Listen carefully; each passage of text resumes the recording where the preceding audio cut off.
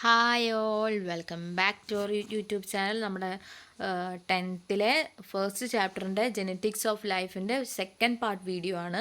അതിൽ നമ്മൾ ആദ്യത്തെ DNA ഡബിൾ ഹെലിക്കൽ സ്ട്രക്ചറിനെ പറ്റിയിട്ടും അതിൻ്റെ ഇമ്പോർട്ടൻറ്റ് പോയിൻറ്റ്സ് ഒക്കെ നോക്കി. ഇനി നമ്മൾ നോക്കാൻ പോണത് ഫസ്റ്റ് സ്റ്റേജ് പ്രോട്ടീൻ സിന്തസൈസിസിൻ്റെ ഫസ്റ്റ് സ്റ്റേജിനെ പറ്റി നമ്മൾ നോക്കുന്നത് transcription which is A formation of the mRNA from A specific nucleotide in A DNA. Transcription എന്ന് പറഞ്ഞു കഴിഞ്ഞാൽ ഒരു സ്പെസിഫിക് ആയിട്ടുള്ള ന്യൂക്ലിയോടൈഡിൽ നിന്ന് DNA ഫോം ചെയ്യുന്നതിനെയാണ് എന്ത് പറയുന്നത്, ട്രാൻസ്ക്രിപ്ഷൻ എന്ന് പറയുന്നത്.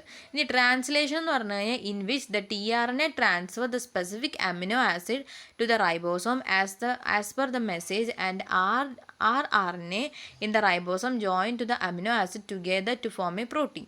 എന്ന് വെച്ച് കഴിഞ്ഞാൽ ട്രാൻസ്ക്രിപ്ഷനും ട്രാൻസ്ലേഷനുമാണ് പ്രോട്ടീൻ സിന്തസൈസിൽ മെയിൻ നടക്കുന്ന സ്റ്റേജുകൾ.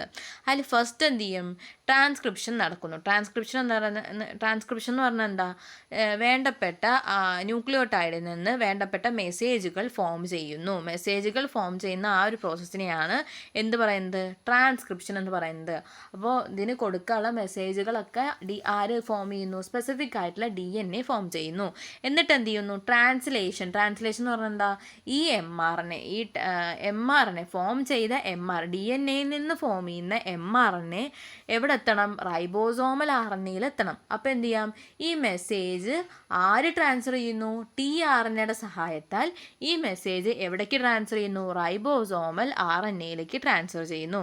അപ്പോൾ പ്രോട്ടീൻ എങ്ങനെ സിന്തസൈസ് ചെയ്യണത്, ആദ്യം ട്രാൻസ്ലേഷൻ, അതുപോലെ തന്നെ ട്രാൻസ്ക്രിപ്ഷനും ട്രാൻസ്ലേഷനും നടക്കുന്നു. ട്രാൻസ്ക്രിപ്ഷൻ എന്ന് പറഞ്ഞു കഴിഞ്ഞാൽ mRNA ഫോം ചെയ്യുന്നു. ഈ ഫോം ചെയ്ത mRNA എവിടെ എത്തുന്നു, സ്പെസിഫിക് ആയിട്ട് ന്യൂക്ലിയോടൈഡ് DNA mRNA ഫോം ചെയ്യുന്നു.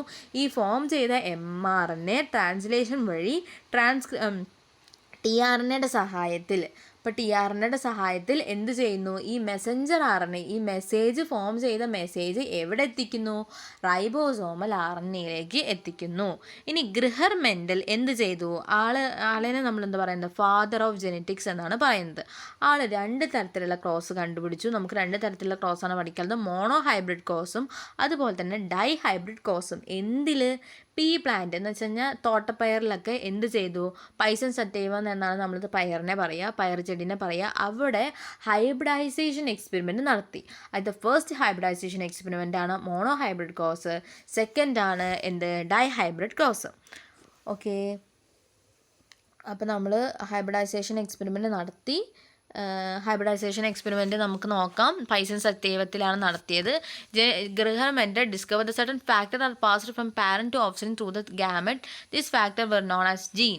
എന്ന് പറഞ്ഞു കഴിഞ്ഞാൽ എന്തോ ഒരു ഫാക്ടർ അമ്മയിൽ നിന്ന് അല്ലെങ്കിൽ പാരൻസിൽ നിന്ന് ഓഫ്സ്പ്രിങ്സിലേക്ക് എത്തുന്നു. ക്രോസിംഗ് ഓവർ നടക്കുന്ന സമയത്ത് അല്ലെങ്കിൽ ഹൈബ്രിഡൈസേഷൻ നടക്കുന്ന സമയത്ത് എന്തോ ഒരു ഫാക്ടർ എവിടേക്ക് എത്തുന്നു, മദറിൽ നിന്ന് അല്ലെങ്കിൽ പാരൻസിൽ നിന്ന് ഓഫ്സ്പ്രിങ്സിലേക്ക് എത്തുന്നു എന്ന് മനസ്സിലാക്കി ആ ഫാക്ടറിന് ആൾ പേരിട്ടു, ജീൻ എന്ന് പേരിട്ടു. പിന്നെ ഹ്യൂഗോ ഡ്രൈവേഴ്സ്, കാൾ കൊറൻസ്, അതുപോലെ Erich von Tschermak rediscover the Mendel law of inheritance. മെൻ്റലിൻ്റെ ലോ ഓഫ് ഇൻഹെറിറ്റൻസ് വീണ്ടും റീഡിസ്കവർ ചെയ്തു. അതിൽ one of the alleles different from of the gene which is expressed in the offsprings.